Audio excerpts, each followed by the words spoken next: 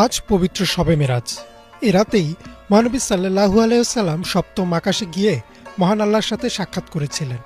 এ রাতেই দিনে ৫ ওয়াক্ত নামাজ ফরজ করা হয় মুসলিমদের উপর।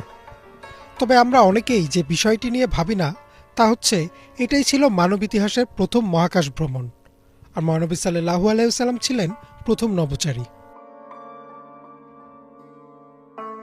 মহানবী সাল্লাল্লাহু আলাইহি ওয়াসাল্লামের জন্মের আগেই তার বাবাকে হারান। তার বয়স যখন মাত্র ৫ বছর তখন হারান তার মাকেও। এরপর মহানবী সাল্লাল্লাহু আলাইহি ওয়াসাল্লাম বড় হতে থাকেন তার দাদা আব্দুল মুতালেবের কাছে, কিন্তু তার বয়স যখন ৮ বছর তখন চলে গেলেন তার দাদাও। এরপর তিনি আশ্রয় পেলেন চাচা আবু তালিবের কাছে। ২৫ বছর বয়সে তিনি বিয়ে করলেন খাদিজা রাদিয়াল্লাহু তাআলা আনহাকে। ৬১৯ খ্রিস্টাব্দে মারা গেলেন তার চাচা, যিনি এত বছর আগলে রেখেছিলেন তাকে। একই বছর চলে গেলেন তার প্রিয়তমা স্ত্রী খাদিজা রাদিয়াল্লাহু তাআলা আনহাও। এই বছরটিকে বলা হয় মহানবী সাল্লাল্লাহু আলাইহি ওয়াসাল্লামের জীবনের সবচেয়ে কঠিন বছর। একদিকে তিনি হারালেন চাচা ও প্রিয়তমা স্ত্রীকে, অন্যদিকে মক্কার মুশরিকরা আরও বেশি চড়াও হলো তার উপর। যত রকম ভাবে অপমান করা যায় সব তারা চেষ্টা করল। তিনি গেলেন তায়েফে ইসলামের দাওয়াত দিতে। সেখানে তাকে পাথর মেরে রক্তাক্ত করা হলো। তিনি তখন প্রচণ্ড হতাশা আর মন খারাপের একটা সময় পার করছিলেন। এমন সময় আল্লাহ তাকে দাওয়াত করলেন সপ্তম আকাশে আসার। মহানবী সাল্লাল্লাহু আলাইহি ওয়াসাল্লাম বলেন, এক রাতে তিনি কাবার কাছে ঘুমিয়েছিলেন। এমন সময় জিবরাইল আলাইহিস সালাম তার কাছে এসে তাকে ঘুম থেকে ডেকে তুললেন। মহানবী সাল্লাল্লাহু আলাইহি ওয়াসাল্লাম দেখলেন জিবরাইল আলাইহিস সালাম একা নন, তার সাথে রয়েছে একটা জন্তু যার নাম বোরাক।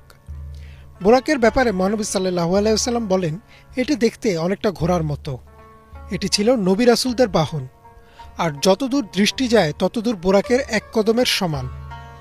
জিবরাইল আলাইহিস সালাম মহানবী সাল্লাল্লাহু আলাইহি ওয়াসাল্লামকে বললেন, আল্লাহ এখনই আপনার সাথে দেখা করতে চেয়েছেন, এবং তিনি মহানবী সাল্লাল্লাহু আলাইহি ওয়াসাল্লামকে বোরাকের পিঠে চড়িয়ে রওনা হলেন।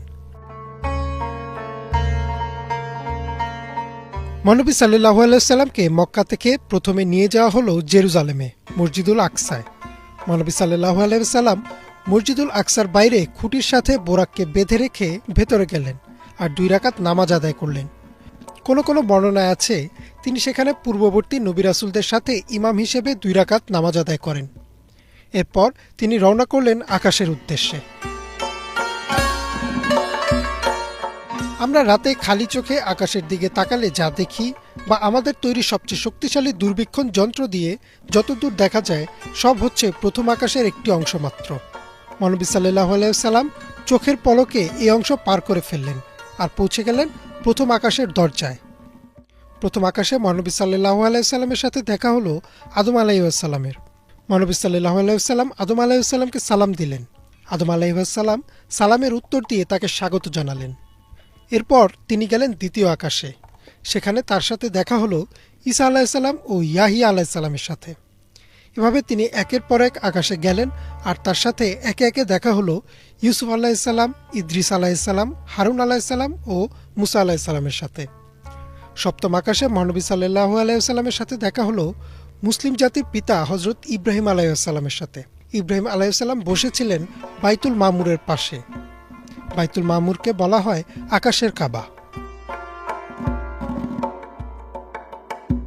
এরপর মহানবী সাল্লাল্লাহু আলাইহি ওয়াসাল্লাম গেলেন সিদরাতুল মুনতাহার সামনে, যা হচ্ছে সৃষ্টির সর্বশেষ সীমানা। এই সীমানার বাইরে কারো যাওয়ার অনুমতি নেই। তাই জিবরাইল আলাইহিস সালাম সিদরাতুল মুনতাহার সামনে এসে দাঁড়িয়ে গেলেন। মহানবী সাল্লাল্লাহু আলাইহি ওয়াসাল্লাম একাই সামনে গেলেন, আর আল্লাহর সাথে তার সাক্ষাৎ হলো। মহানবী সাল্লাল্লাহু আলাইহি ওয়াসাল্লাম সরাসরি আল্লাহর সাথে কথা বললেন। এই সাক্ষাতে মহানবী সাল্লাল্লাহু আলাইহি ওয়াসাল্লামকে দেয়া হলো ফরজ নামাজ। আল্লাহ তাকে দিনে ৫০ ওয়াক্ত নামাজ দিলেন। তিনি যখন ফিরে আসছিলেন তখন মুসা আলাইহিস সালাম তাকে বললেন, আপনার উম্মত ৫০ ওয়াক্ত নামাজ আদায় করতে পারবে না, আপনি আরও কমিয়ে নিয়ে আসুন। মহানবী সাল্লাল্লাহু আলাইহি ওয়াসাল্লাম আল্লাহর কাছে ফেরত গেলেন। আল্লাহ ৫ ওয়াক্ত নামাজ কমিয়ে ৪৫ ওয়াক্ত করে দিলেন। এরপর মুসা আলাইহিস সালাম আবারও বললেন, এই নামাজও অনেক বেশি, আপনার উম্মত পারবে না। মহানবী সাল্লাল্লাহু আলাইহি ওয়াসাল্লাম আবার গেলেন। আল্লাহ এবারও ৫ রাকাত কমিয়ে দিলেন। এভাবে কয়েকবার তিনি আল্লাহর কাছে গেলেন। অবশেষে নামাজ কমাতে কমাতে ৫ ওয়াক্ততে আসলো। মুসা আলাহিসাল্লাম তারপরেও বললেন, এটাও অনেক বেশি। কিন্তু মহানবী সাল্লাল্লাহু আলাইহি সাল্লাম আরও একবার আল্লাহর কাছে যেতে লজ্জা পাচ্ছিলেন। সেই 5 ওয়াক্তই ফরজ হলো মুসলিমদের উপর। কিন্তু আল্লাহ ঘোষণা দিলেন যে এই 5 ওয়াক্ত নামাজ আদায় করবে তাকে 50 ওয়াক্তের সওয়াব দেয়া হবে। এই যাত্রায় মহানবী সাল্লাল্লাহু আলাইহি সাল্লাম জান্নাত ও জাহান্নামের দৃশ্যও দেখেন। পরে তিনি বোরাকের পিঠে চড়ে আবার ফিরে আসেন মক্কায়।